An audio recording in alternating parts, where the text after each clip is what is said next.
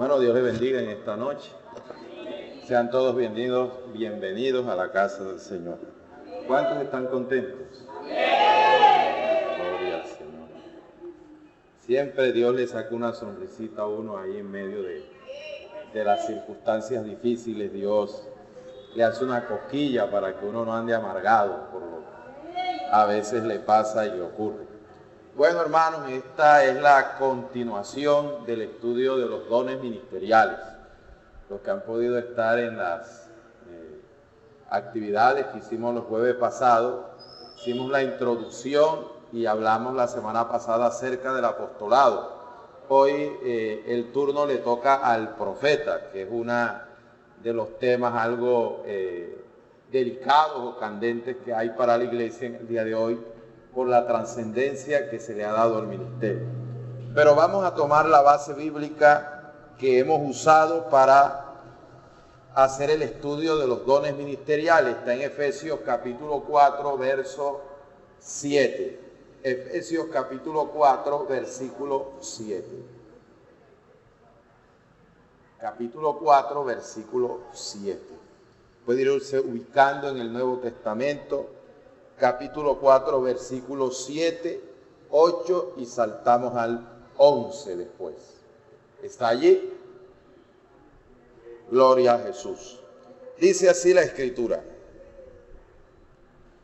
Pero a cada uno de nosotros fue dada la gracia conforme a la medida del don de Cristo. Por lo cual dice, subiendo a lo alto, llevó cautiva la cautividad y dio dones a los hombres. Ahora vamos a ir al verso 11. Y él mismo constituyó a unos apóstoles, a otros profetas, a otros evangelistas, a otros pastores y maestros, a fin de perfeccionar a los santos para la obra del ministerio, para la edificación del cuerpo de Cristo. Padre, gracias, bendícenos a través de tu palabra y danos el entendimiento para comprenderla. En el nombre de Jesús, amén. ¿Puede sentarse, hermano, en esta noche? Bueno, antes de entrar a tocar el tema del profeta, voy a hacerle un pequeño panorama, no un resumen, un pequeño panorama de los tópicos que hemos visto.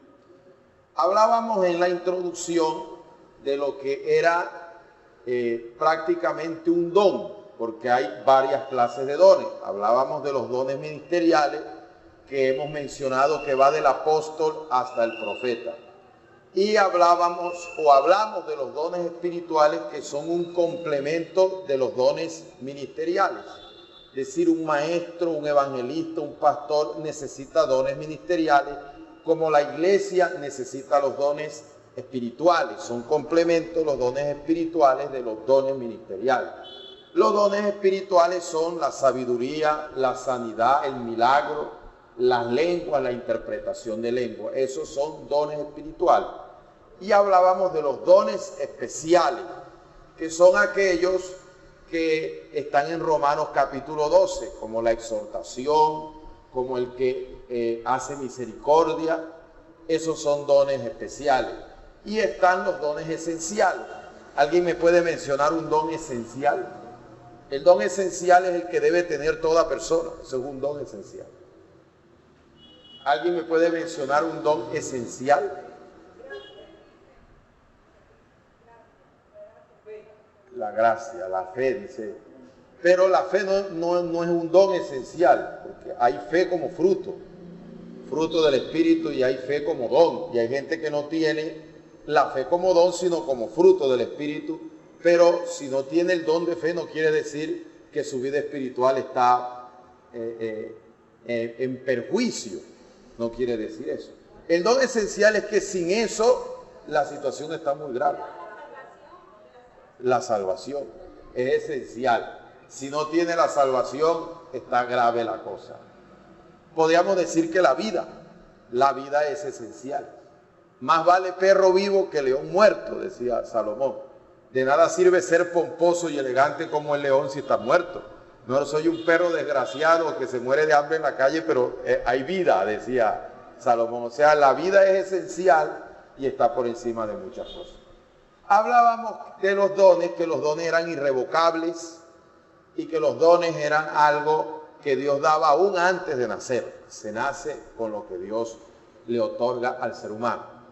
Tocábamos esos tópicos acerca de los dones y hablábamos del apostolado, que es un tema que también es algo polémico debido a que se le ha dado un enfoque equivocado de que los apóstoles son los más grandes, y eso es una equivocación.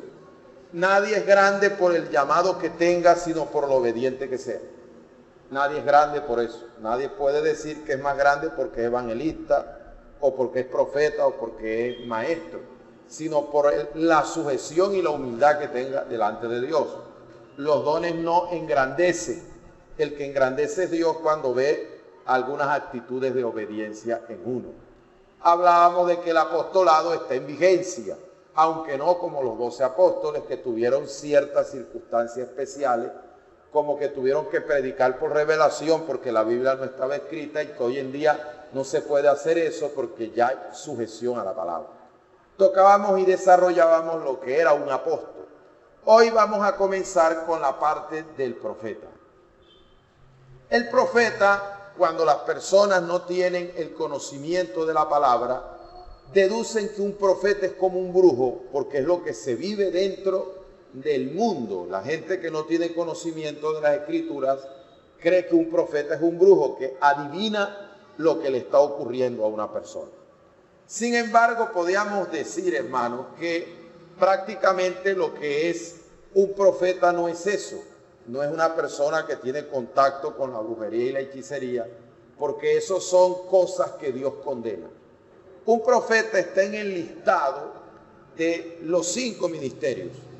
Y hoy en día el profeta es bastante cuestionado, inclusive que prácticamente el cuestionamiento que hay acerca del profeta es que hay personas que han tenido malas experiencias con las profecías. Las profecías equivocadas han hecho ciertos daños en algunas congregaciones, y hay personas que han tratado de evitar ese ministerio para evitar que ese problema o ese desastre en algunos casos siga ocurriendo. Creo que omitir, tratar de aislar el ministerio del profeta no es la solución. Ese es como cuando una persona predica un mensaje errado, o es como cuando un pastor comete un pecado. La solución es, bueno, no vamos a permitir más pastores en la iglesia, ni más predicadores. Esa no es la solución. La solución es tomar las medidas para corregir. Pero Dios va a seguir levantando los ministerios, porque eso es un don que Dios da, y todavía siguen los profetas vigentes. El ministerio del profeta podríamos decir que fue uno de los primeros ministerios que se desarrolla en la evolución de la iglesia. Cuando Jesús llama a los 12, los llama apóstoles. Quiere decir que el primer ministerio que surge en la iglesia es el ministerio apostólico. Pero después surge el ministerio profético. ¿Por qué surge el ministerio profético? Porque el Nuevo Testamento no había sido escrito. Nadie podía decir como esta noche que yo les dije, hermanos, vamos a abrir la Biblia en Efesios 4, verso 7. Antes no se podía hacer.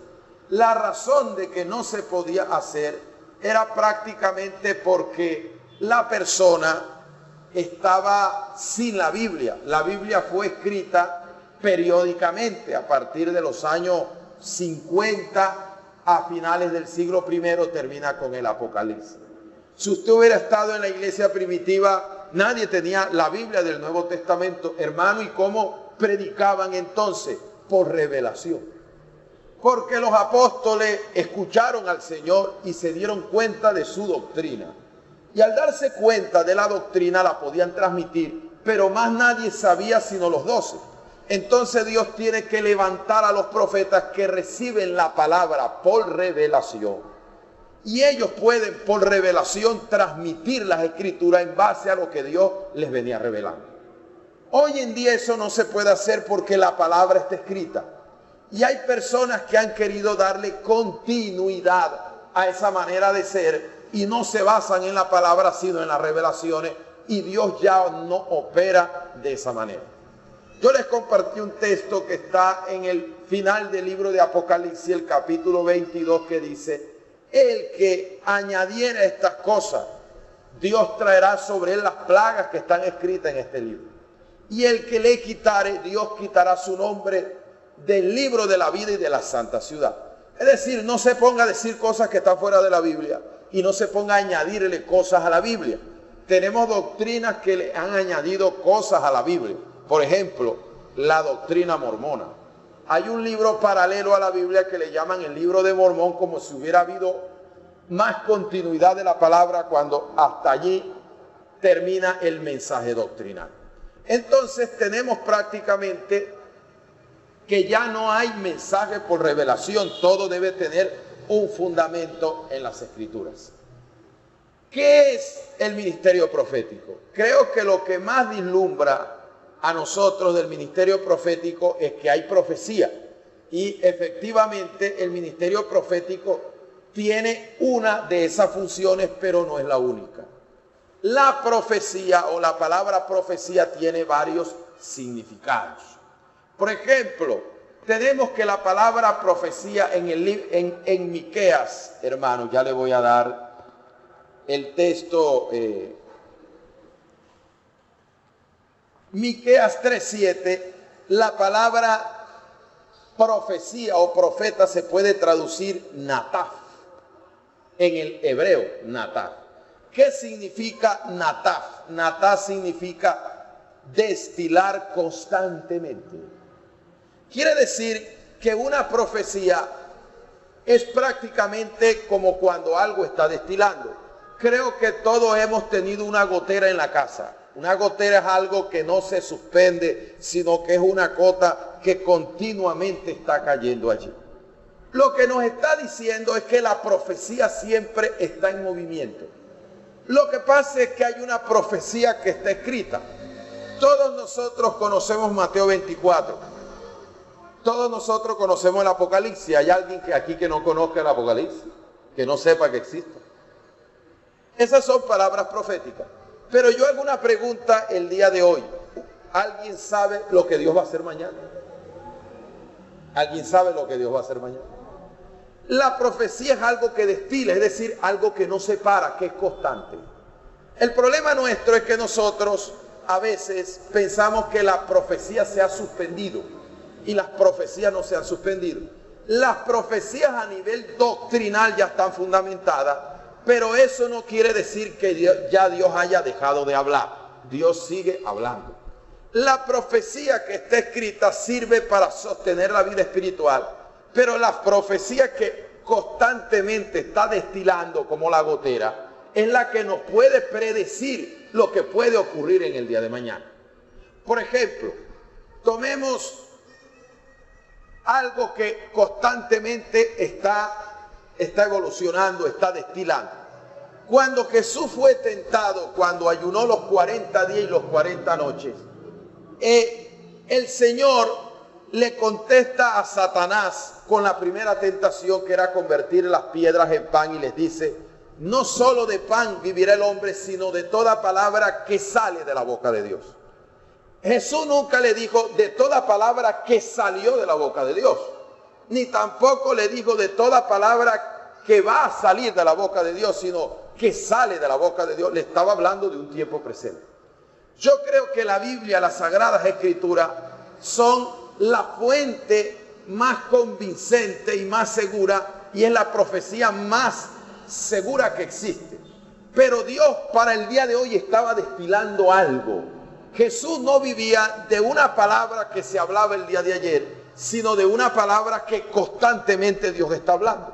Es decir, que de lo que vivía Jesús era de una palabra que continuamente Dios estaba depositando sobre su propia vida. Era una palabra constante que había. Esa palabra constante era lo que él decía: eso es lo que me da vida. Eso es lo que sostiene la vida de la persona, una palabra constante. Y le voy a dar un pie para esto, que está basado en la forma de alimentar los sacerdotes. Los sacerdotes tenían que alimentar al pueblo, pero ellos, para poder alimentar al pueblo, tienen que alimentarse. En el plano natural es como cuando una mujer está recién alumbrada, recién parida, como decimos acá. La mujer, ¿qué le dicen los médicos a la mujer cuando está amamantando a un niño? Tienes que alimentarte bien, porque si no, el niño te va a dejar en los huesos. Porque el niño está comiendo de ti. Y tú, para darle al niño, necesitas alimentarte bien tú, para que el organismo pueda producir para ti y el niño no te extraiga más de lo que debe. Eso suele ocurrir con el sacerdote. Si usted le va a dar de comer al pueblo, tiene que recibir de mí para poderle dar a la gente. Y la forma de Dios enseñárselo era que le colocaba unos panes en una mesa que quedaba en el tabernáculo, que se conoce como los panes de la propiciación. Los panes de la propiciación eran cambiados todos los días.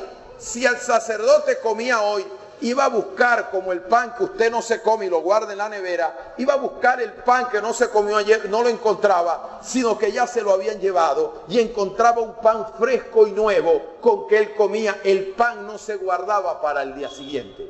Es decir, que todos los días había un alimento fresco, un alimento especial.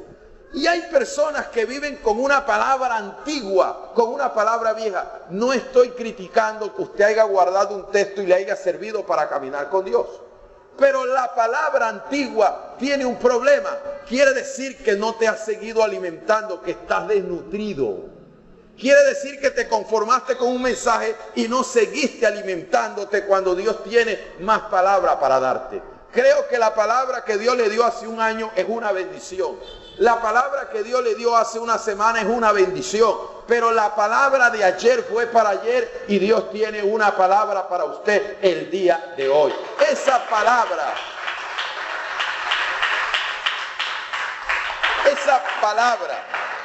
que está destilando constantemente es lo que da vida.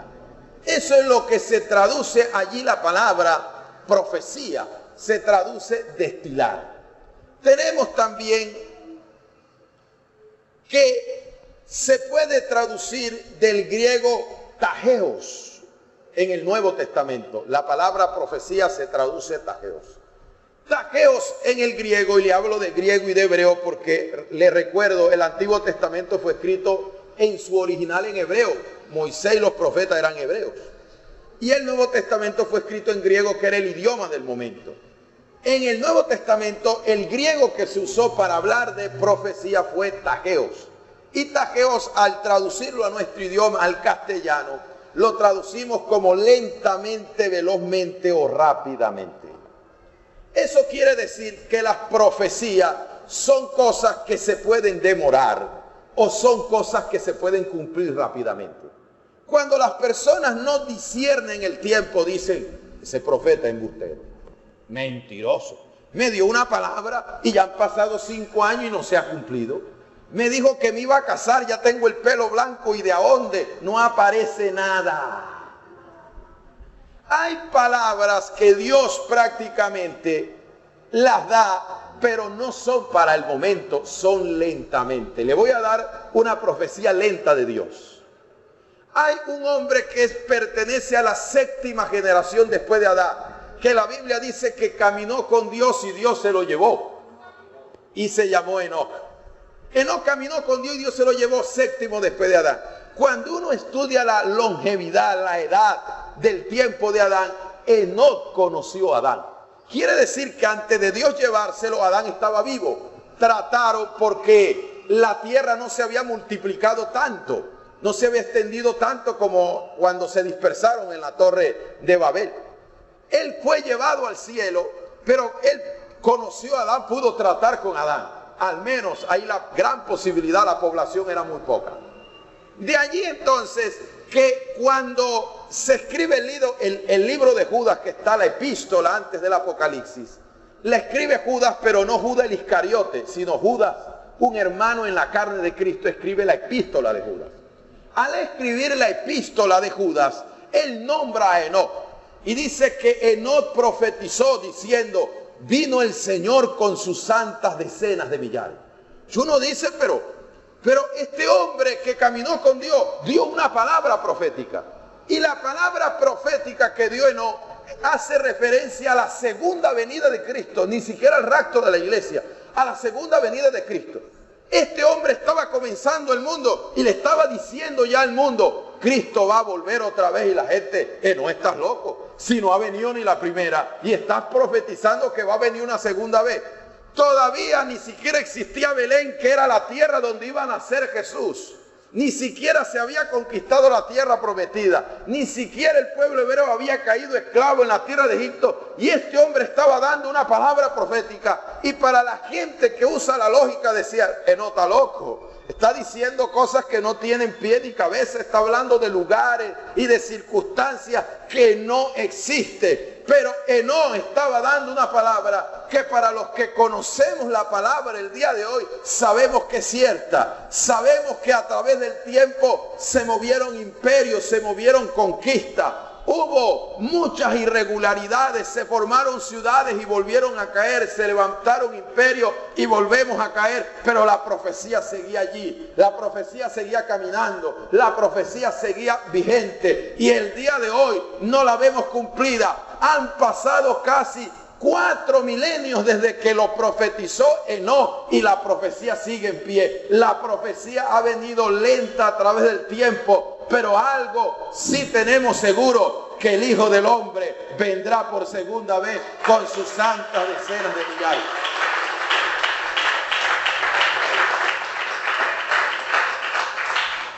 Hermanos, es una profecía lenta.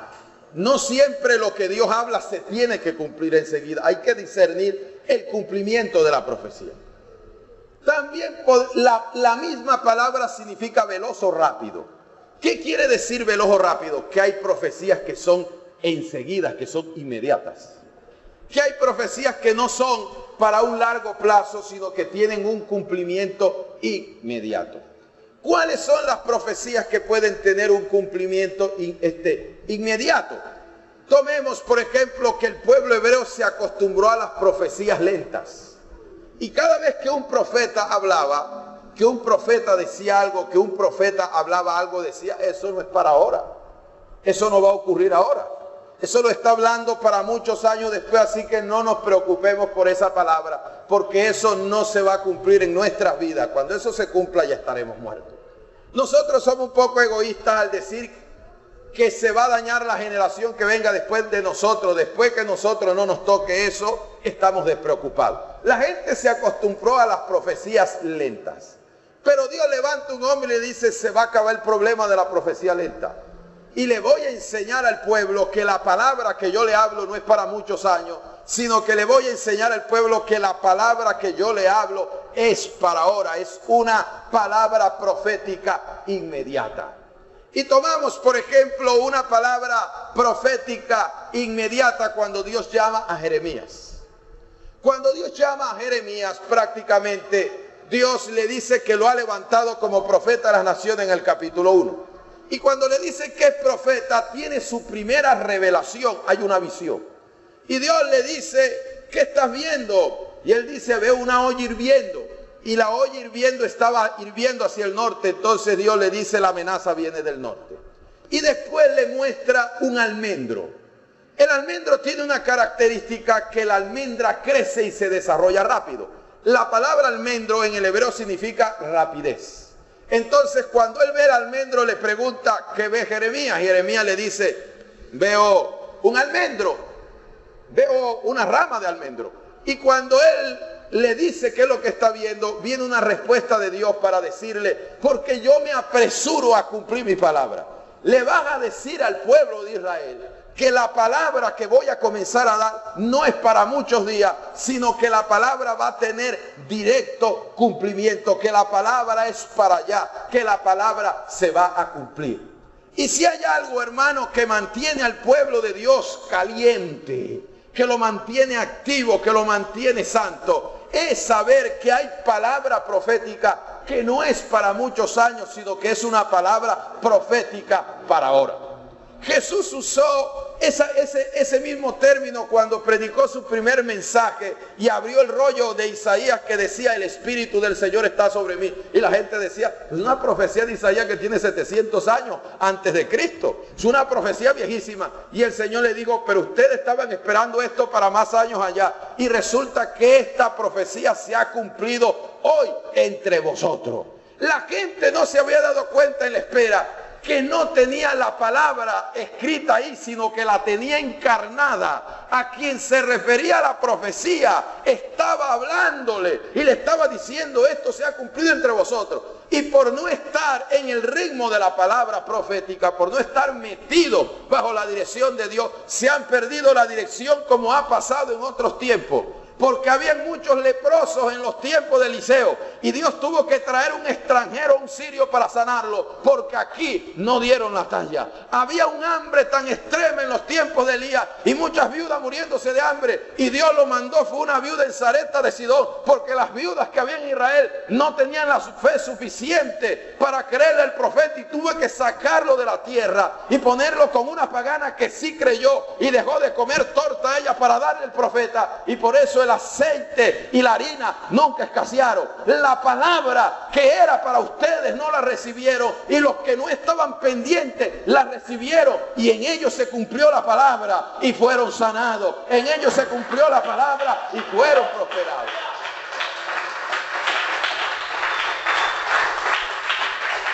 La palabra, hermano, que destila, la palabra que es inmediata, quiebra el problema de una vez. Usted puede caminar en los principios bíblicos, usted puede estar arruinado, y usted comienza a caminar en los principios bíblicos y Dios lo va a sacar de la ruina, porque la Biblia es palabra de Dios. Pero cuando Dios revela una palabra en el momento, no van a esperar 4, ni 5, ni 10 años, sino que eso la rompe de golpe de una vez, la destroza de golpe cuando hay una palabra inmediata. Le voy a poner un ejemplo para que no me mire así raro. Había una mujer que estaba endeudada, y la mujer pudo haber dicho: bueno, a mí la Biblia me enseña que hay que diezmar y hay que ofrendar, y lo hubiera hecho. Yo creo que Dios la saca, porque esos son los principios de Dios y la palabra es inquebrantable. Pero había una palabra para el momento que iba a romper el problema de una vez, que no iba a esperar 2 ni 3 años, sino que le iba a romper el problema de una vez. Y la mujer va y se busca un profeta llamado Eliseo y le dice: mire, mi esposo murió, quedamos endeudados, y para pagar la deuda me están pidiendo que dé a mis 2 hijos. Y que yo no puedo entregar a mis 2 hijos, necesito que me saques del problema. Y Eliseo la pudo haber mandado a obedecer la palabra, pero eso era un problema que ella quería, necesitaba que se arreglara, era ya en el momento.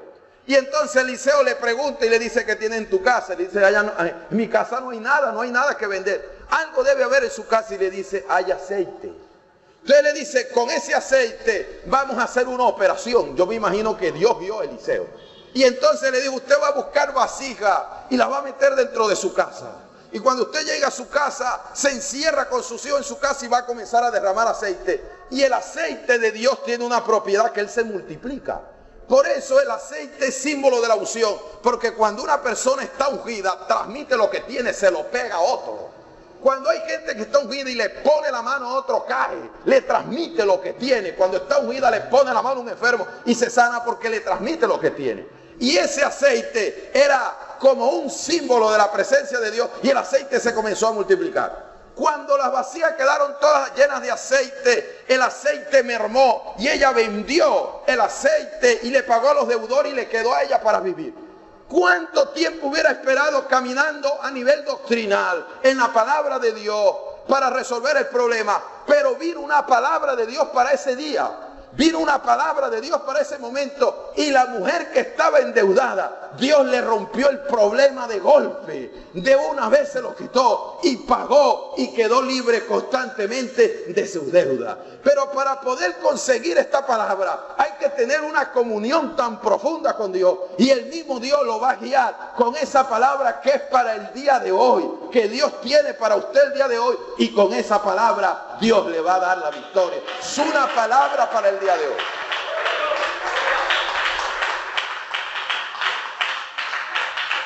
Esa es una palabra que se mueve velozmente, se mueve rápidamente.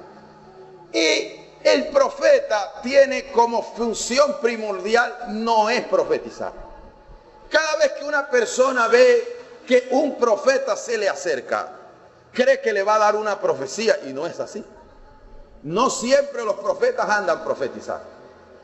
La función primordial del profeta está en dar una palabra de Dios, pero esa palabra de Dios tiene que contener algunas características. El profeta está para anunciar los pensamientos y la revelación de los propósitos de Dios.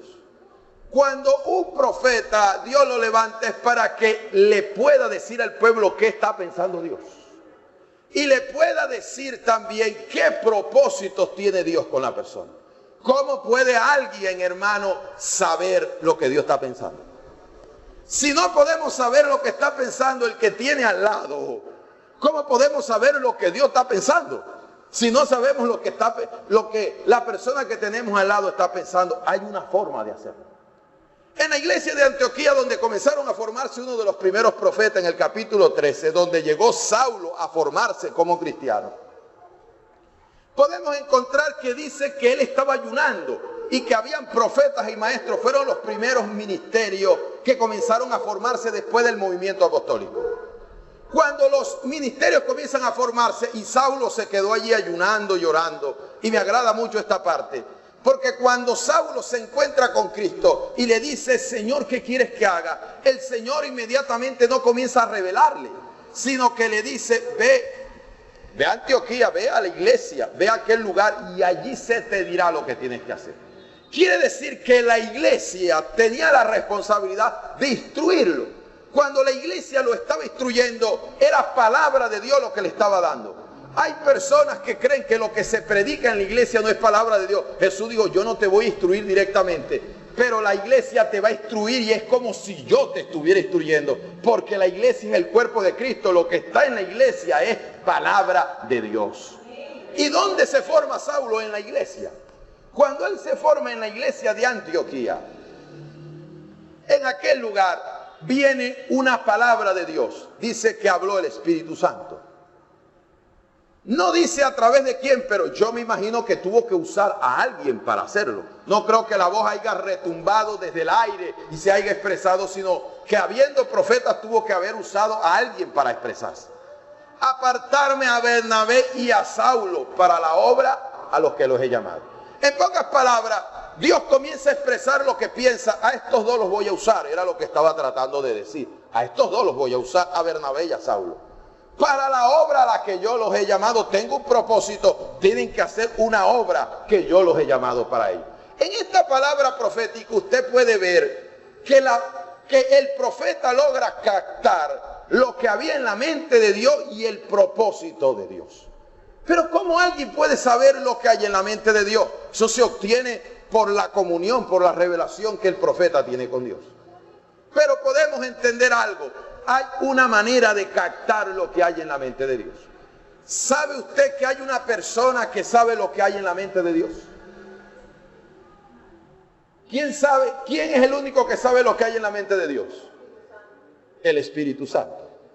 El Espíritu Santo dice que escudriña lo profundo de Dios cuando Pablo le está hablando allí a los Corintios en el capítulo 2, que el Espíritu escudriña lo profundo de Dios. Quiere decir que el Espíritu Santo sabe lo que está pensando Dios ahora mismo. Pero hay otra característica, y es que el Espíritu Santo está dentro del cristiano.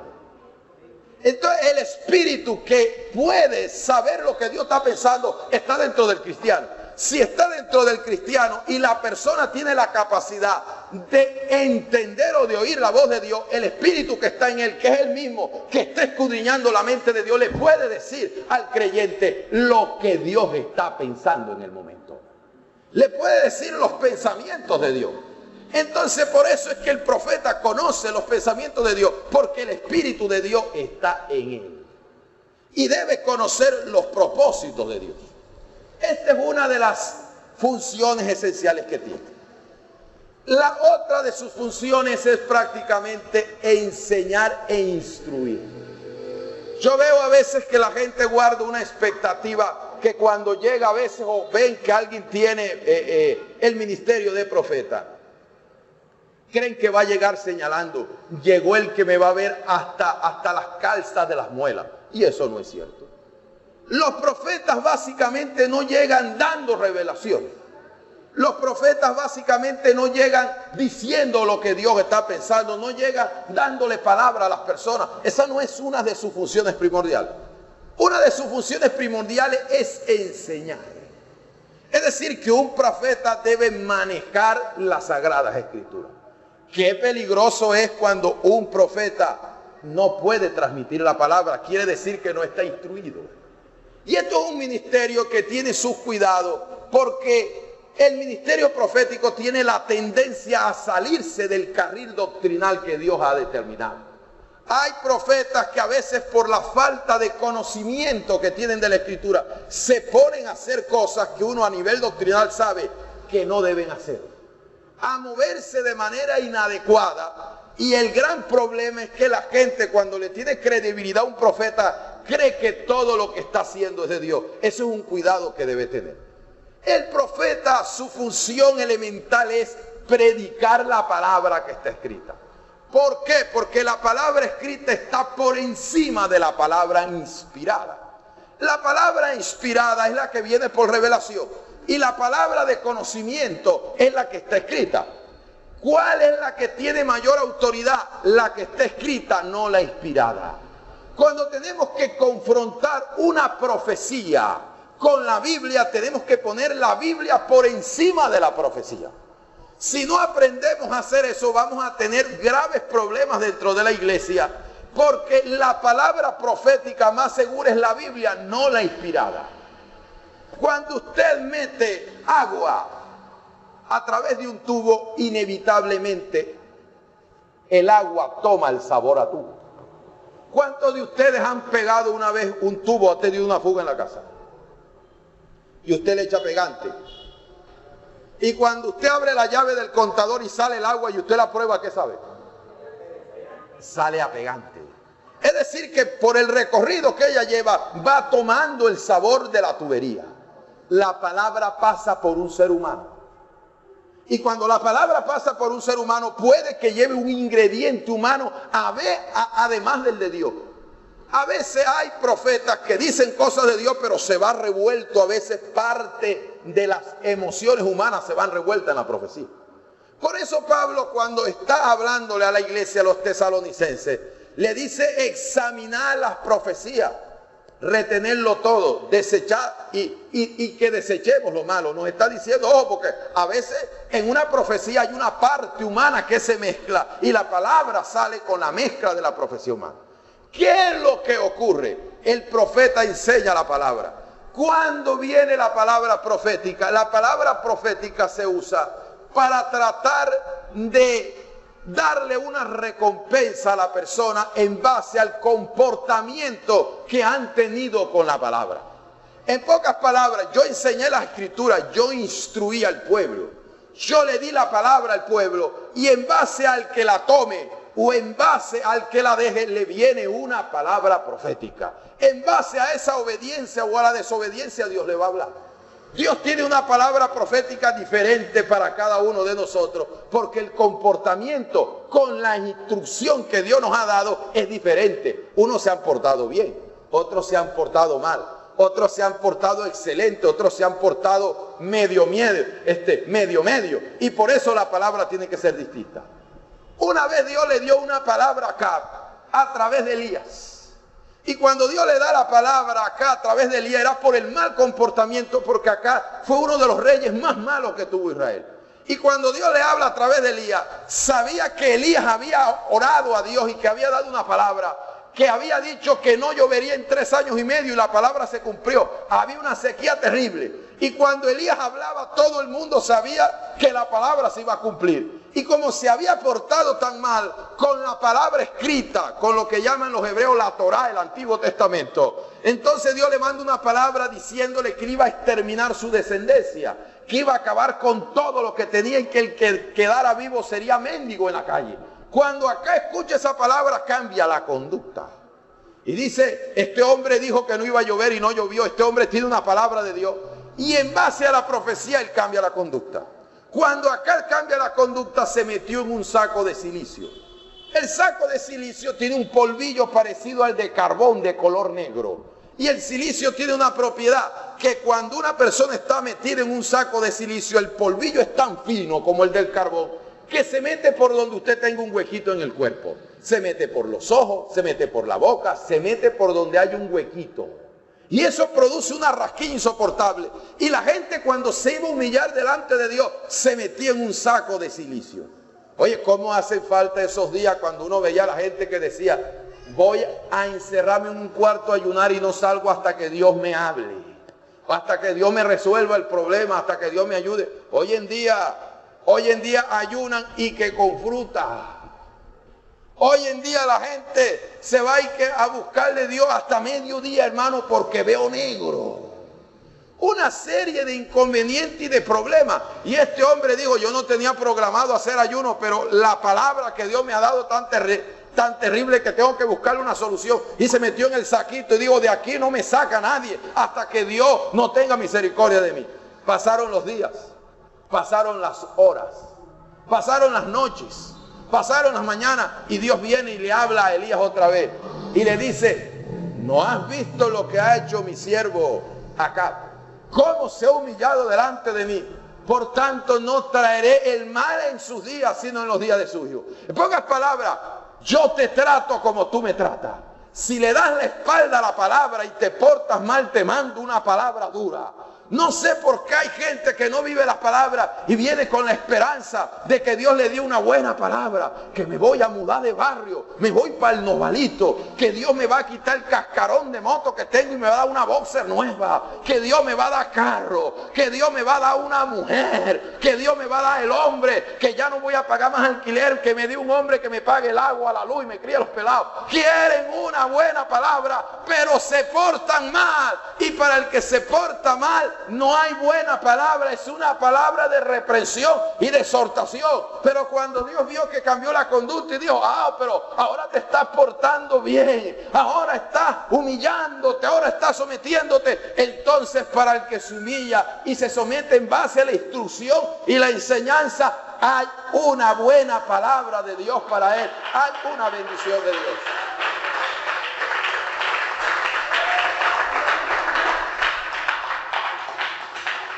El profeta tiene como función dar a conocer la voluntad de Dios. El profeta da a conocer la voluntad de Dios. Hay una voluntad de Dios que todos conocemos, que todos la deducimos por los principios que hemos aprendido. Pero hay momentos que la voluntad de Dios se puede desconocer. Por ejemplo, usted puede decirme que hay una pareja que no se ha casado, ¿es la voluntad de Dios que se casen o no? Usted lo deduce. Si usted conoce la palabra, sabe que la fornicación a Dios no le agrada, que está en la voluntad de Dios que arreglen la vida conyugal. Sucesivamente podríamos ver principios en la Biblia que deducimos, y por lo que hemos aprendido, la voluntad de Dios. Pero hay cosas que no se pueden deducir así nada más, sino que esa deducción hay que buscar la dirección de Dios a ver qué dice. Por ejemplo, yo le puedo buscar por la Biblia que esté en la voluntad de Dios que una persona se quede en la ciudad o que la persona se vaya de la ciudad. Ambas cosas se las puedo demostrar con la Biblia.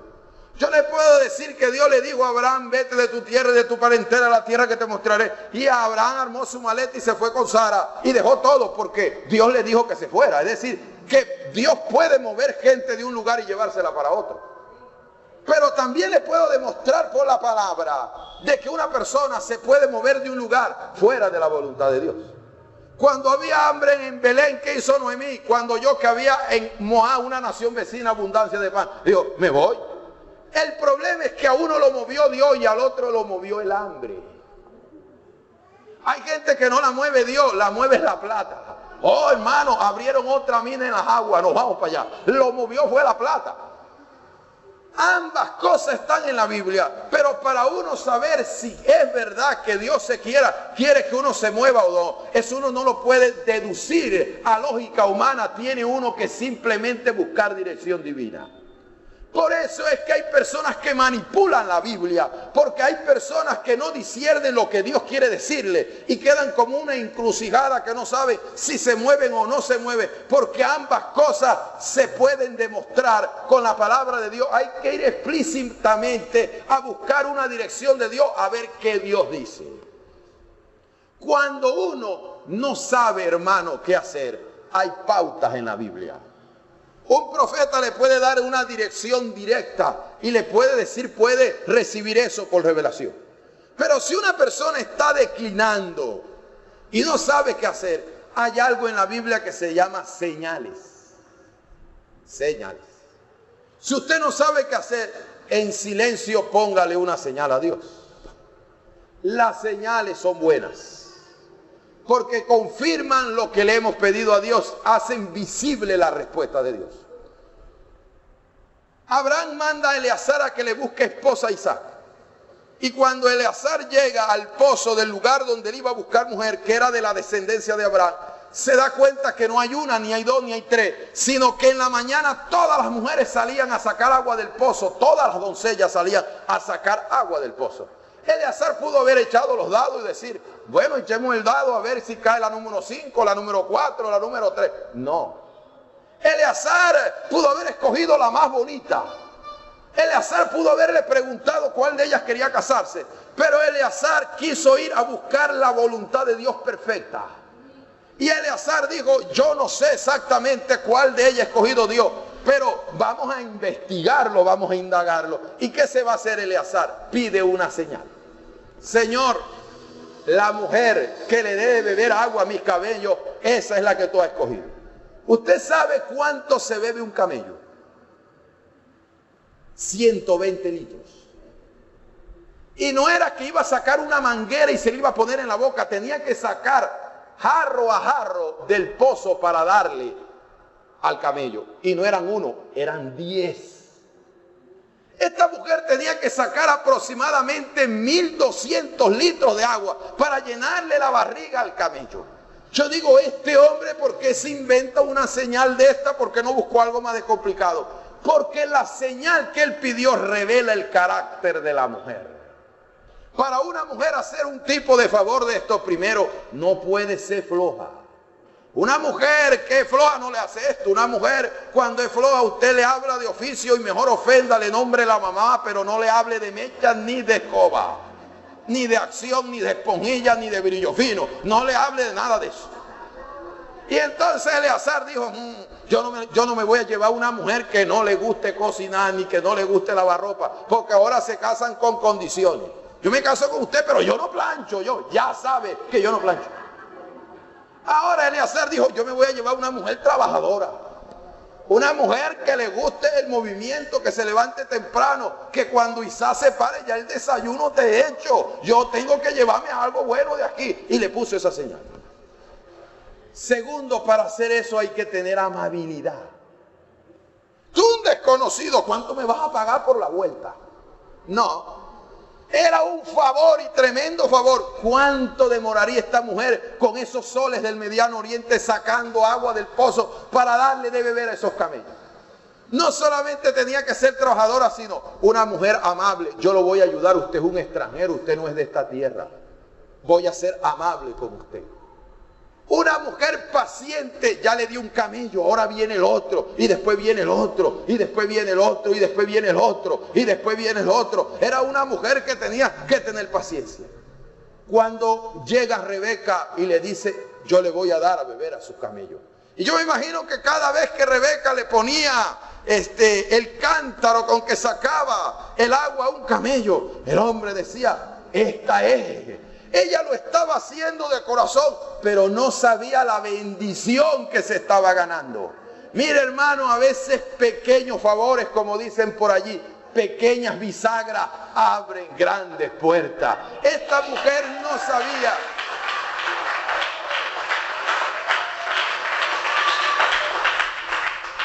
Esta mujer, hermano, no sabía lo que se estaba ganando por hacer ese favor. Hay gente que todo lo cobra, por eso Dios nunca los bendice. Por haber hecho eso de gratis, Dios la hizo una de las mujeres más ricas que había en la tierra, la esposa de Isaac. De tal manera, amado hermano, que hay momentos que la voluntad de Dios no se discierne. No se discierne. Y allí es donde se puede venir una revelación de la voluntad de Dios. Usted se puede buscar por una señal o un profeta puede tener una palabra para hacer. Yo, por ejemplo, hay momentos que una profecía puede ser difícil, una dirección de Dios parece ser contradictoria para una persona. Pero esta profecía, por ejemplo, cuando los reyes salían a pelear, muchas veces apareció un profeta y le decía, no tienes que ir con mucho, le pongo el caso de Gedeón.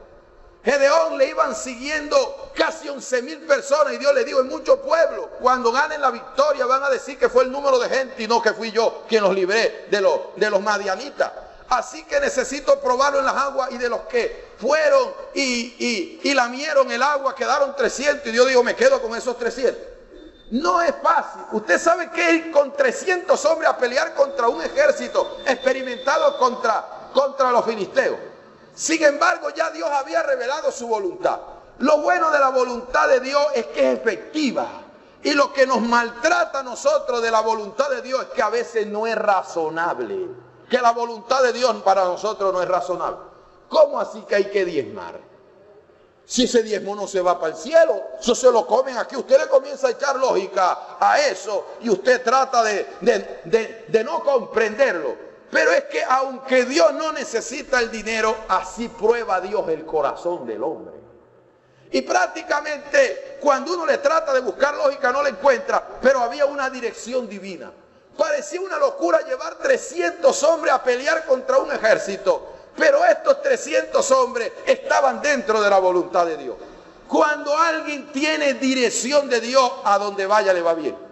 Cuando alguien tiene dirección de Dios, va a ver la mano de Dios sobre su vida. Usted puede precipitarse ahora a hacer lo que usted quiera, pero mañana ve la derrota. Pero mejor espera uno ahora que Dios le revele su voluntad, que Dios le dé una palabra donde la voluntad de Dios esté explícita, y cuando usted se mueva un poco más tarde, pero usted va a ver que Dios lo va a respaldar y Dios lo va a ayudar.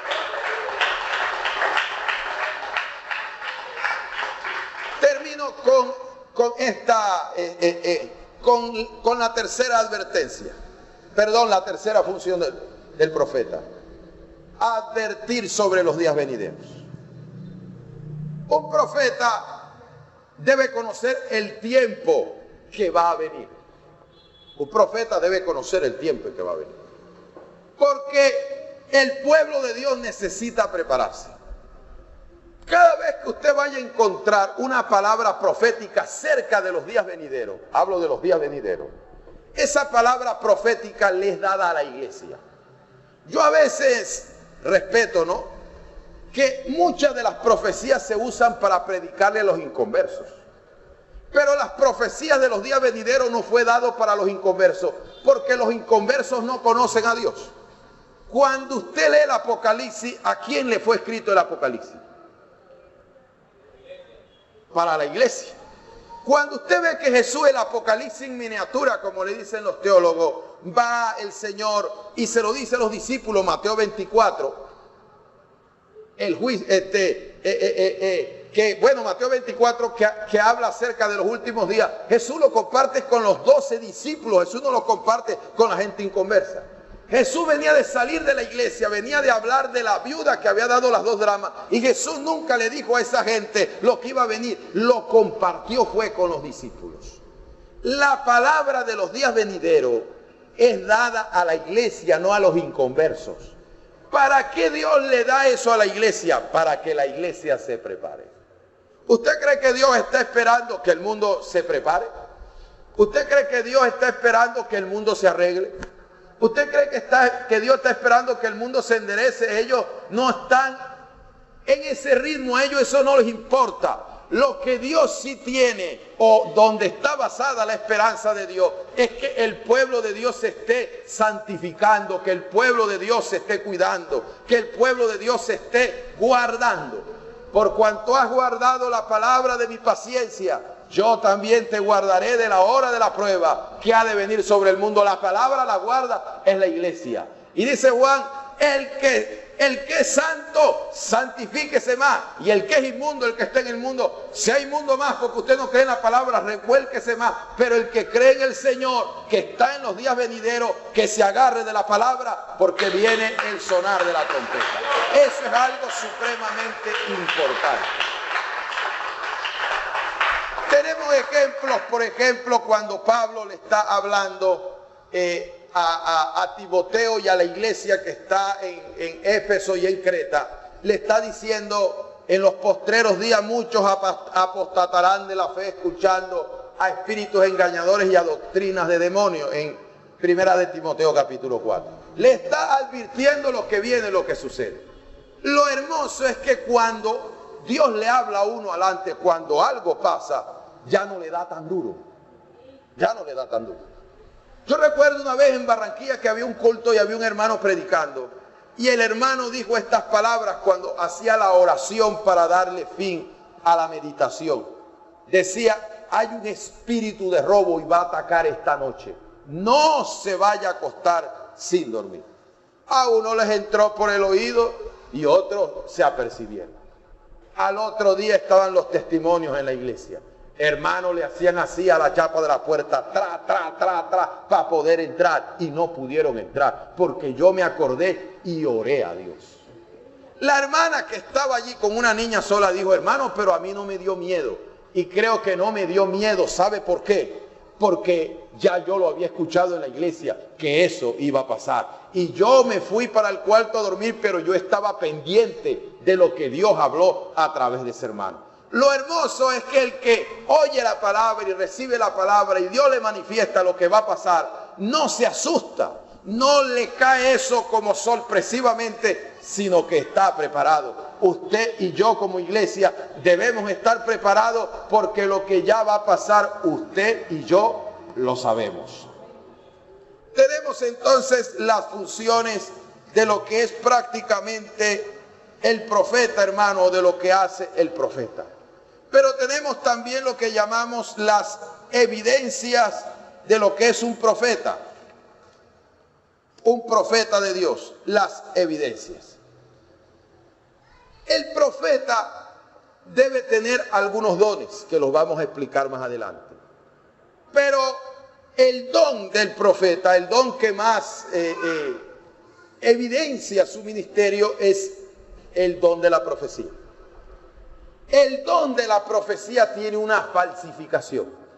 ¿Cómo falsifica el diablo el don de la profecía? Lo falsifica con la adivinación.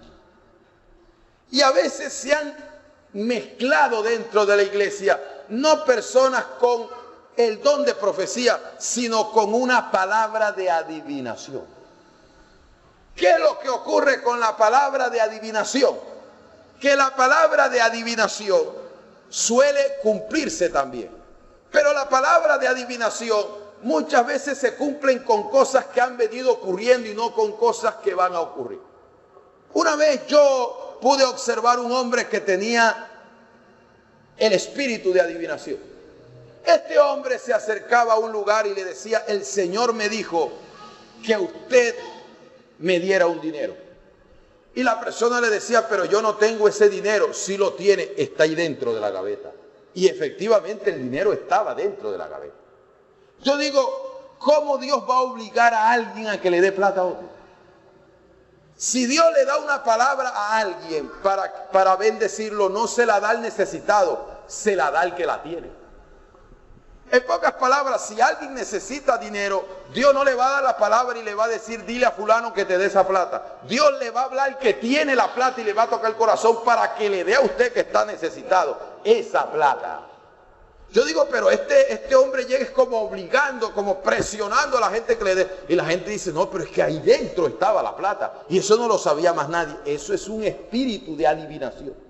Y como la gente se da cuenta de cosas que están ocultas, que salen a la luz, cree que es Dios. Es un espíritu de adivinación, porque usa la presión y usa la fuerza.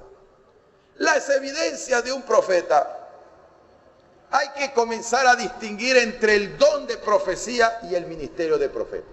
Se lo voy a decir de esta manera: todo profeta tiene don de profecía, pero no todo toda persona que profetiza es profeta. ¿Cómo así? Una persona que no profetice no es profeta, no. Porque hay personas que solo tienen el don de la profecía, pero no tienen el ministerio de profeta. El ministerio de profeta es algo mucho más amplio que profetizar, que tener el don de la profecía. El profeta tiene ambas cosas, pero hay gente que profetiza que solo tiene una cosa.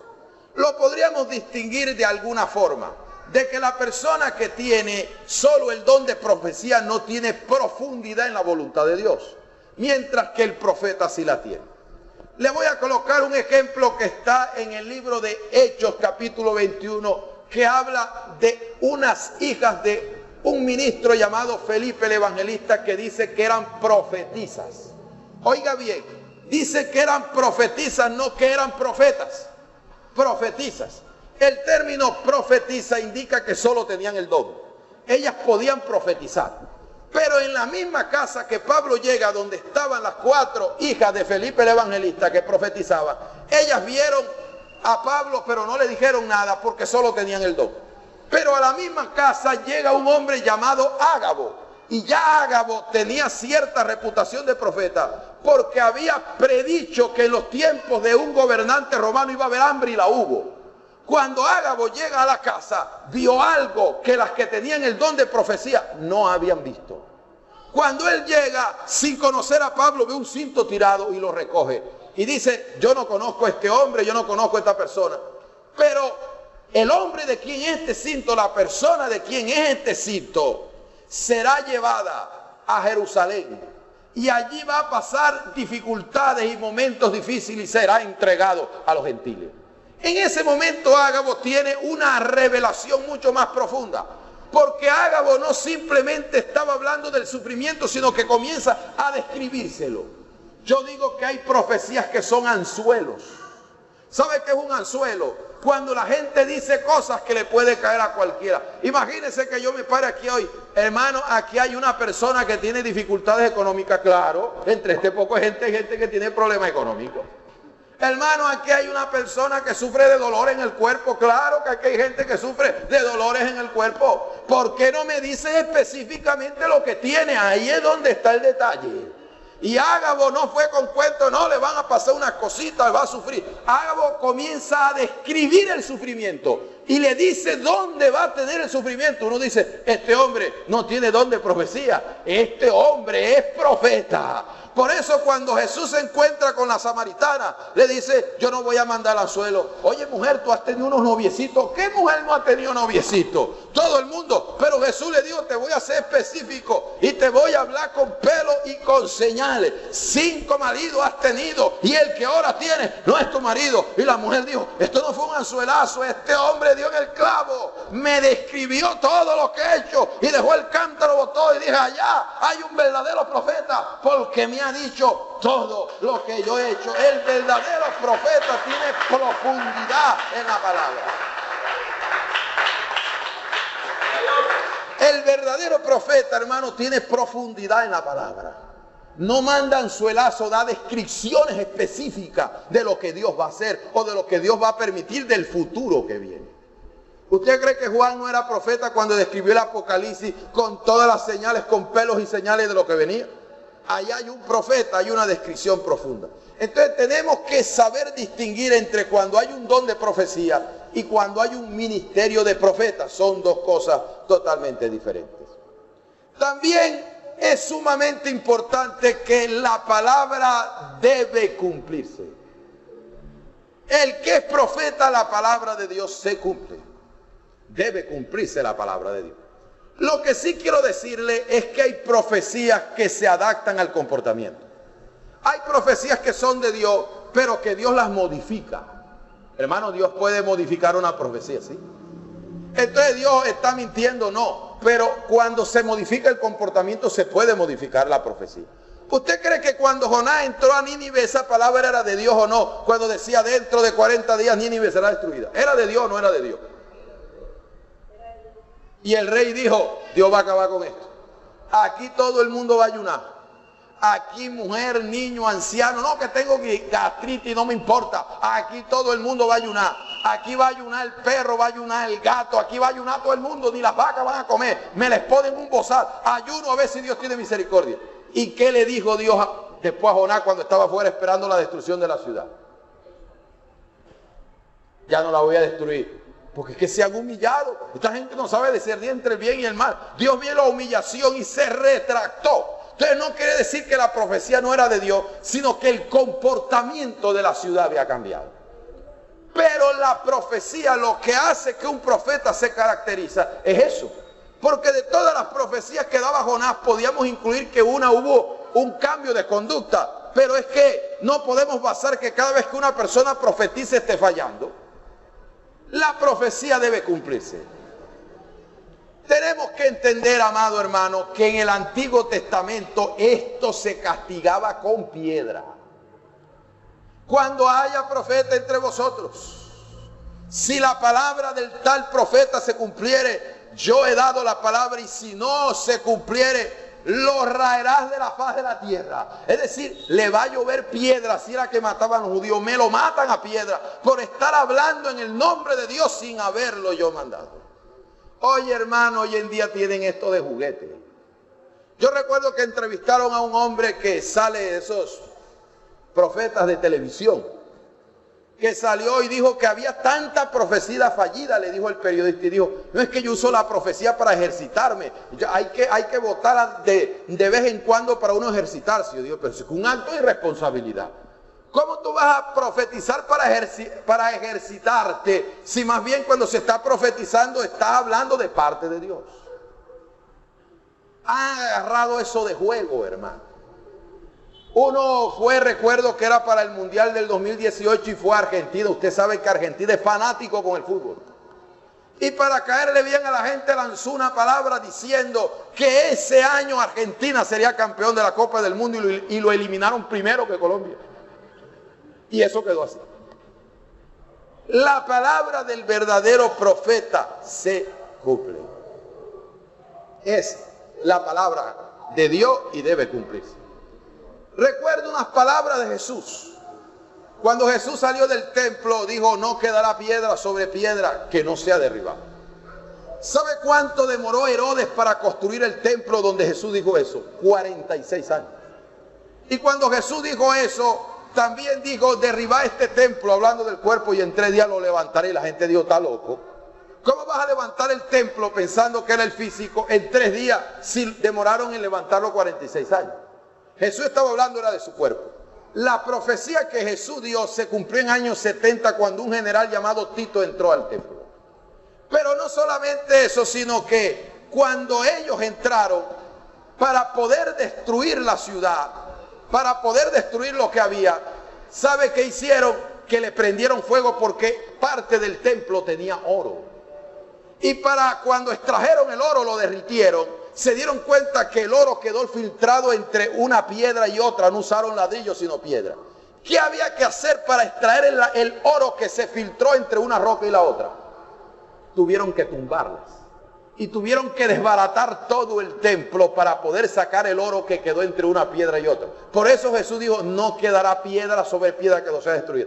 Esto era una profecía porque tenía detalles. No es decir que iban a tumbar el templo, sino que Jesús describió que iban a tumbar piedra sobre piedra, que cada piedra iba a ser derribada, y efectivamente así fue.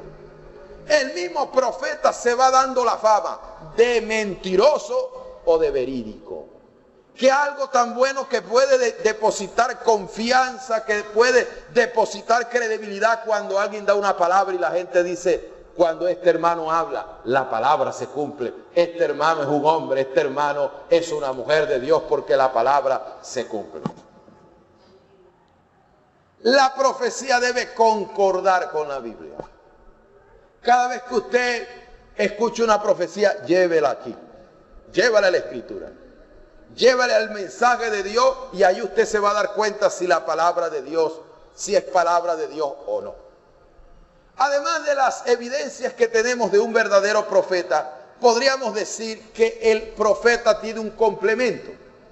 Hablamos del don de profecía, pero hay un complemento muy importante que se llama el don de ciencia. ¿Qué es el don de ciencia? El don de ciencia es un conocimiento sobrenatural que se le da a la persona que no puede obtenerse por vía natural.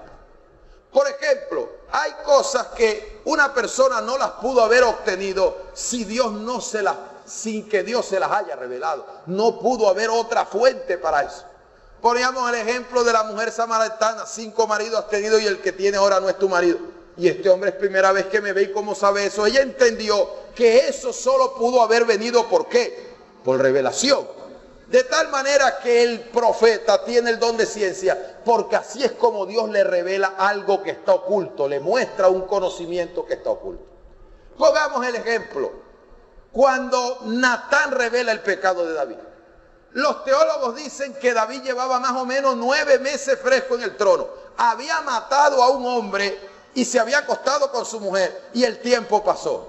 Hay creyentes que cometen el error que el tiempo borra el pecado. Hermano, el tiempo no borra el pecado lo borra la sangre de Cristo. Si una persona mató a los 12 años, robó a los 15, hizo locura a los 20, regó hijo a los 30, hizo desastre, y muere de 80 años, no es que ya eso pasó, el día que se muera Dios lo condena por eso.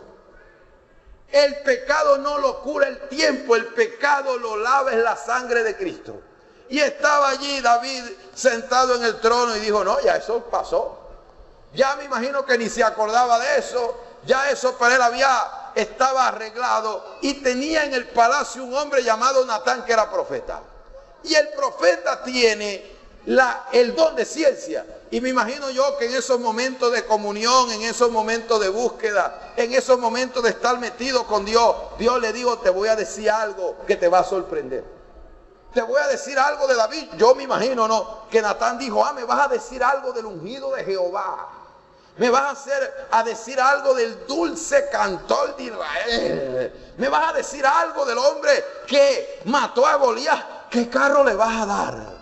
¿Qué bendición viene? ¿Qué rubí vienen en camino para el ungido de Jehová? ¿Qué viene? Una palera, es un bandido. Se acostó con una mujer ajena, está en adulterio y es un homicida. Por la mente de nadie hubo haber pasado eso. Y cuando llega Natán y se enfrenta a David y le revela el pecado que había en el corazón de David, cuando la palabra es de Dios, la gente queda como encerrada. Cuando la palabra sale de Dios, la gente no sabe con qué me defiendo, para dónde agarro, para dónde cojo. Cuando Él les revela la única salida que tiene David, porque uno no puede contradecir a Dios. La palabra de Dios es más poderosa que la palabra humana. Quedó acorralado. David quedó acorralado, hermano. Él queda acorralado y dice, yo he pecado. O sea, no tengo cómo negar eso. Qué bendición cuando hay profetas de estos. ¿Por qué Dios no usa el don de ciencia para avergonzar a la gente, sino para sacarla del error? Gracias a Dios que la mujer samaritana se encontró con un hombre que tenía una palabra de ciencia y dejó de ser una mujer adúltera. Gracias a Dios que David pudo decir, tenía un hombre de Dios aquí con una palabra de ciencia, un profeta con don de ciencia. Y este hombre me despertó, este hombre me sacó de las tinieblas, del encubrimiento en que estaba. David escribe el Salmo 32 en base a esa experiencia. Dice, bienaventurado el varón cuyo pecado ha sido perdonado y cuya iniquidad ha sido borrada. Mientras callé se envejecieron mis huesos y fue mi verdor como sequedad de verano. Y dije, declararé mis iniquidades a Jehová. Y Él perdonó la maldad de mi pecado. Gracias a Dios por ese hombre que me dio la palabra, que me restauró, que me levantó, que me cambió el corazón y volví a ser el hombre de Dios que era antes. Eso es lo que hace la palabra de ciencia, transforma el corazón del hombre. El profeta debe tener eso para poder observar lo que hay allá adentro. También el profeta debe tener discernimiento. Un profeta que no tenga discernimiento, entonces el diablo lo va a enredar facilito. Hay personas que no saben distinguir la voz de Dios de la voz del hombre, ni de la voz del diablo. Y eso es un problema bien grave. Si en algo se tiene que pulir un profeta es en eso, en tratar de discernir lo que ve. Si una persona no tiene discernimiento entre Dios, lo que Dios le muestra y lo que su propia mente puede producir adentro, entonces tiene un grave problema. El don de discernimiento es esencial para un profeta. Encontramos aquí entonces las debilidades del profeta. Un profeta tiene debilidades. Dígale al que tiene al lado, el profeta también es débil. Estos ministerios a veces se muestran como si fueran superhombres. No, hermanos, son personas que se equivocan. Le voy a mostrar un error de un profeta de Dios. Fue un profeta de Dios, pero se equivocó. Natán se equivocó. Una vez David dijo, yo quiero hacer un templo. Natán, tú que tienes revelación de Dios, ¿qué dices tú? Y Natán le dijo, haz todo lo que hay en tu corazón. Pocas palabras le confirmó, no, yo siento de Dios que usted debe hacer el templo. Cuando David comienza a buscar el hierro, el bronce, la madera, la piedra, comienza a buscar todos los elementos, al mismo Natán, Dios después le habla y le dice, dile que no. Dile que no, porque él ha derramado mucha sangre. Su hijo Salomón me levantará el templo, que será un hombre de paz. Y este no le dijo a David, haz todo lo que viene en tu corazón. La palabra no era de Dios, la palabra era de él creyendo que era de Dios. Y después le dijo, mire, el Señor me corrige y me dice que usted no va a levantar eso. Entonces, el profeta también tiene debilidades y se puede equivocar. Una de las debilidades que tiene un profeta es pensar que siempre tiene que estar profetizando. Eso es una debilidad. Sabe que la misma gente daña un ministerio. La misma gente lo daña. Cuando Dios comienza a usar en palabra profética a alguien, la gente le hace cola en la casa como si fuera un brujo. Todo el mundo prácticamente va a la casa, hermano, necesito que ore por mí, pero es buscando profecía. Yo siempre he dicho que cuando Dios le va a hablar a alguien, Dios lo busca. Cuando los profetas recibían una palabra de Dios, decía, vino a mí palabra de Jehová. Quiere decir que él no fue a buscarla, la palabra vino a él.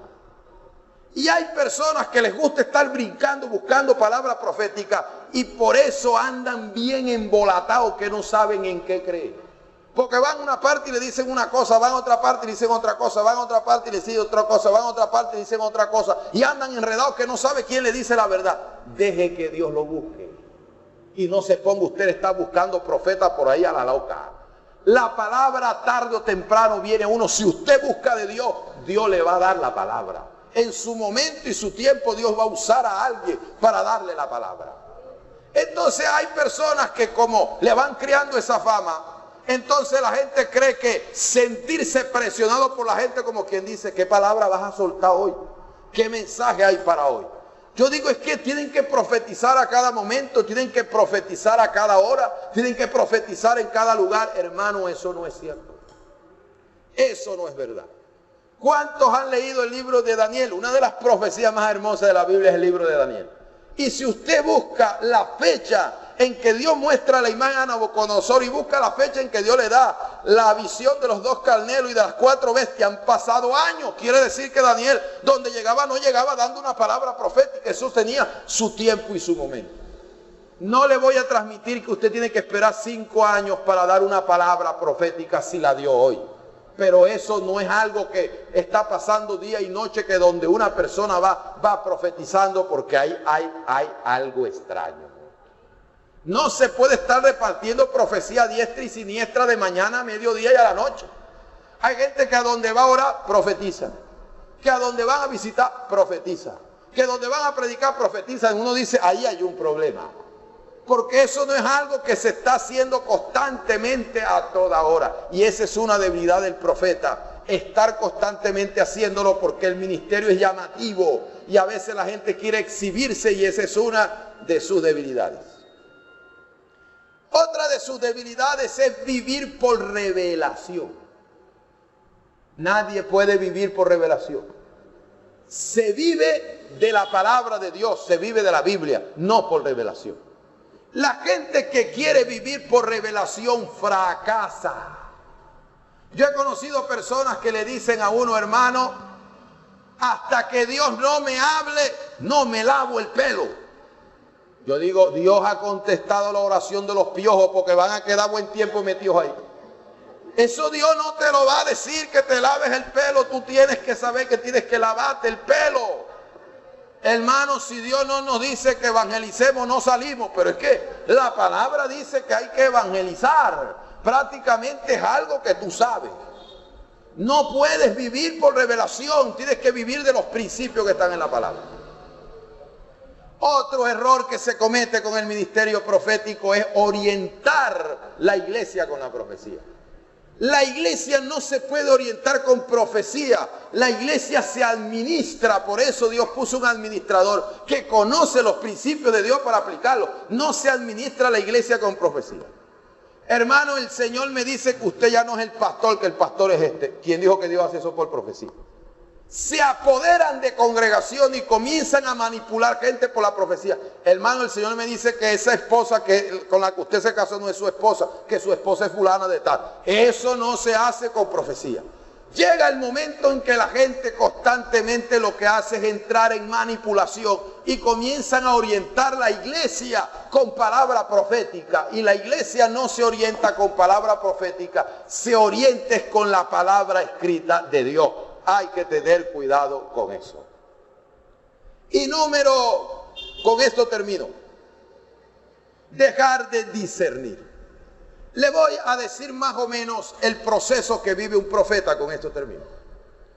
Lo primero que un profeta debe usar para poder tener claridad en lo que hace, discernir lo que hace. Lo primero que un profeta usa no es la lengua, lo primero que usa un profeta son las rodillas. Es lo primero que usa un profeta. Y usted me dirá, ¿por qué? Porque la materia prima del profeta está en el secreto de Dios. El secreto de Dios es donde Dios da a conocer sus misterios. Cuando usted me dice que algo es secreto, es que no se puede dar a conocer. Y Dios está en un secreto. Cuando Jesús hablaba de la oración, dice, vea a tu Padre que ve en lo secreto. Y tu Padre que ve en lo secreto te recompensará en público. ¿Quieres entrar en el secreto de Dios? Ora, métete. Cuando entres al cuarto, lo tranca y van a quedar los dos solitos. Y cuando entres en el secreto de Dios, Dios te va a recompensar en público. En el secreto de Dios es que se conocen las cosas de Dios. Si un profeta no logra entrar al secreto de Dios, jamás va a tener una palabra de Dios, porque no sabe lo que Dios va a hacer. Eso simplemente lo encuentra la gente que logra penetrar en el secreto de Dios. Mucha gente en el tiempo de Jeremías profetizaba. Y mientras la amenaza de Nabucodonosor venía, los profetas que no eran de oración y no entraban en el secreto de Dios, le decían a la gente, esto se va a poner bueno. Le decían a la gente, la economía va a mejorar. Le decían a la gente, Dios va a bendecir los hogares. Le decían a la gente, la ciudad se va a poner mejor. Pero cuando Jeremías, que si era de oración, entraba al secreto de Dios, Dios le decía, voy a traer el norte y voy a destruir los muros y voy a quemar la ciudad y voy a regar sangre. Le van a sacar a las mujeres, a los niños del vientre vivo y los van a estrellar contra las piedras. Y cuando Jeremías venía y daba la palabra, la gente le decía, no puede ser. Si aquí llegaron otros profetas y dijeron algo diferente, y este es el único que puede decir una palabra distinta. La gente quedaba confundida. Pero cuando vino Nabucodonosor y destruyó todas las murallas y quemó la ciudad y le sacó a las mujeres, los niños del vientre estando vivas y los estrelló contra las piedras, Jeremías le hizo una pregunta a Dios. ¿Pero cuál era el problema? Tanto profeta de Dios que había aquí. ¿Y por qué solo me lo dijiste a mí? ¿Por qué no se lo compartiste a los demás para que advirtieran la ciudad? Y Dios le dijo, porque si hubieran estado en mi secreto, lo hubieran sabido. Dios solo le habla al que entra en su secreto. Si una persona no entra en el secreto de Dios, no tiene palabra de Dios, no la tiene. Yo digo, esos predicadores que se ponen y que homilética, hermenéutica, diccionario, compendio, primero ve y pélate las rodillas para que Dios te dé la palabra, pero no quieren entrar en el secreto de Dios para que Dios les dé la palabra. De allí, amado hermano, que el profeta puede quedar en vergüenza. Si yo no entro en el secreto de Dios, no tengo la materia prima, no tengo palabra de Dios, y la gente está esperando que yo le dé una palabra, y si no la tengo, tengo dos opciones: aceptar mi decadencia y decir, hermano, no tengo nada que decir, o simplemente burlarme de la gente y comenzar a inventar cosas. comenzar a decir Dios me dijo para no quedar mal. Es mejor pasar la vergüenza hoy y decir no tengo palabra de Dios, que mañana me digan eres un mentiroso, que lo que dijiste no se cumplió. Hay personas que no entran en el secreto de Dios. Cuando uno entró en el secreto de Dios tiene que tener algo. Tiene que tener un solo sentido despierto y los demás dormidos. El único sentido que Dios quiere que la persona tenga abierto y despierto es el oído. Un profeta cuando entra en el secreto de Dios debe cerrar los ojos, debe cerrar el olfato y el gusto y el tacto y solo abrir el oído. Porque cuando Dios da una palabra, los sentidos me dan a entender a mí que hay una equivocación en la palabra que Dios me está dando, porque los sentidos captan la realidad terrenal, mas no la realidad espiritual. Hay personas que no se atreven a recibir una palabra de Dios porque los sentidos le están diciendo otra cosa totalmente distinta. Y por eso cuando la persona abre más los ojos que el oído, se confunde. Solo hay un profeta con una cualidad que solo la tuvo él, que se llamó Samuel, que cuando daba una palabra Dios no la revocaba. Dios revocó la palabra de Jonás, revocaba la palabra de Elías, pero cuando Samuel daba una palabra, eso no tenía vuelta atrás. Pero ¿qué pasó? Que aún Samuel cayó en el error. Dios le dijo, vaya y únjame a este hombre, vaya allá donde Isaí, que ahí voy a sacar el rey. Y de repente entre los hermanos de David salió un grandote Eliú. Y tenía cuerpo, y tenía estatura, y quedó Samuel con los ojos abiertos.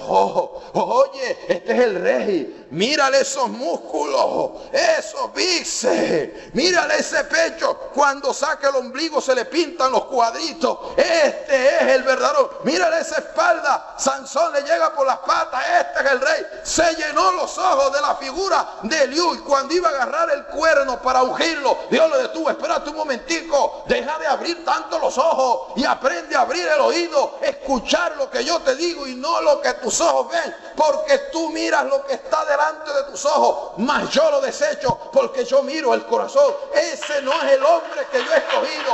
Aprende a abrir el oído y aprende a cerrar los ojos. El profeta debe tener oído para oír a Dios. Pero después que has abierto el oído, primero está entrar en el secreto de Dios. Después estar en abrir el oído. Y después de abrir el oído, tienes que tener discernimiento. Porque tú no sabes qué voz te va a hablar. Porque está la voz de Dios. Está la voz del diablo y está la voz tuya también. Hay gente que todo lo que se le viene a la mente, Dios me dijo y Dios me dijo. Esa es la mente tuya que anda dando timbolazos allá adentro. Y todo lo que se te viene a la cabeza dice que fue Dios quien te lo dijo. No saben discernir entre sus propios pensamientos y los pensamientos divinos. La persona tiene que aprender a conocer la voz de Dios. Hubo un hombre que Dios lo estaba preparando, lo estaba formando, pero no conocía la voz de Dios. Usted se puede leer la Biblia de Génesis hasta Apocalipsis, pero puede que no conozca la voz de Dios. Tiene el conocimiento de Dios, pero si Dios le hablara de frente, no sabe que le está hablando él. Y había un hombre que no se perdía un culto porque era el que prendía las lámparas, era el que cerraba el templo. Tenían que esperar que la última abuela terminara de hablar a las 12 de la noche, y cuando el último salía, era el que cerraba la puerta, era el que lavaba los baños, era el que barría el piso. Y estaba acostumbrado a escucharle todos los mensajes a Elí. Y cuando él se acostumbró a escuchar a Elí, llegó un momento que se fue a acostar Samuel y una voz lo llamó y le dijo, Samuel. Y Samuel se levantó y dice que era hora tarde de la noche. Podía ser medianoche, podía ser las 2 de la mañana, cuando el sueño está más sabroso, cuando el frío está en su apogeo. Y usted sabe cómo reacciona una persona cuando lo llaman a las 2 de la mañana o a medianoche. Cuando usted lo para pedirle un favor, ¿cómo reacciona? Molesto, si estaba en la flor de su sueño, para que alguien lo venga a interrumpir. Como cuando los recién casados ya la luna de miel está pasando y nunca se han enojado hasta que el hombre a las 2 de la mañana se le da por, mami, hazme un tintico. ¿Cómo así? A estas horas, pararme de la cama, hacerle un tintico. Bueno, allí ya el amor como que va mermando la cosa. Prácticamente este hombre sabe cómo reacciona Samuel. Se paró y se fue a donde Elí. Heme aquí. El hombre no se puso bravo. Yo decía, qué grado de sujeción y obediencia tenía este hombre, que a la hora que usted lo llamaba estaba dispuesto a obedecer. Y Elí le dijo, no, yo no te he llamado. Y va y se acuesta y vuelve la voz a Samuel. Y vuelve y se para y se va. Cualquiera diría, oye Eli, me estás vacilando, me estás interrumpiendo el sueño. Volvió y se paró y le dijo, dígame qué debo hacer. Y Eli entendió, aquí está pasando algo. Cuando la voz vuelva otra vez, dígale, aquí dice, este hombre lo está llamando Dios. Eli sí tenía el discernimiento. Por eso cuando Samuel va y se acuesta, le dice, aquí, y Dios comienza a hablar con él. La voz de Dios es producto de un proceso que una persona va conociendo y que usted no la va a discernir de un día para otro. Por eso el profeta a veces tarda su tiempo en formarse, porque Dios tiene que aclararle la voz de él para que cuando el diablo le hable, no lo confunda. Hay gente que dice, el diablo me habló, y todo el mundo se asusta. Oye, el diablo le habló a Jesús, ahora que no le vaya a hablar a él. El diablo habla con Dios cuando lo va a acusar a usted, cuando llega la suegra a su casa y se forman esas peleas. Pero y que evangélico obedeciándose la muerte allá abajo del techo ese. El diablo habla con Dios. Que el diablo le hable a uno no es pecado. El pecado es hacer lo que el diablo te diga que haga, pero escucharlo no es pecado. Después que la persona ha pasado por el secreto, que ha abierto el oído y ha discernido, debe tener un grado de fe. ¿Cuál es el grado de fe? Porque hay una palabra que va a ir en contra de la realidad de lo que estás viendo. Si una persona no tiene el grado de fe suficiente para creer a lo que Dios le está diciendo, la palabra no la bota porque sufre de incredulidad. La fe tiene que crecer. Imagínense cuando Dios le puede dar una palabra a alguien que le va a contradecir completamente lo que la persona está viendo, debe tener fe. Imagínense cuando Moisés estaba en el desierto y la gente lo iba a apedrear porque estamos cansados del maná. Maná todos los días, maná a mediodía, maná en la noche, maná en la tarde. Este hombre nos trajo para matarnos de hambre y lo iban a apedrear. Y Moisés se va a orar. Cuando Moisés se va a orar, simplemente ¿qué le dice Dios a Moisés? Le dice, no te preocupes, no te van a matar.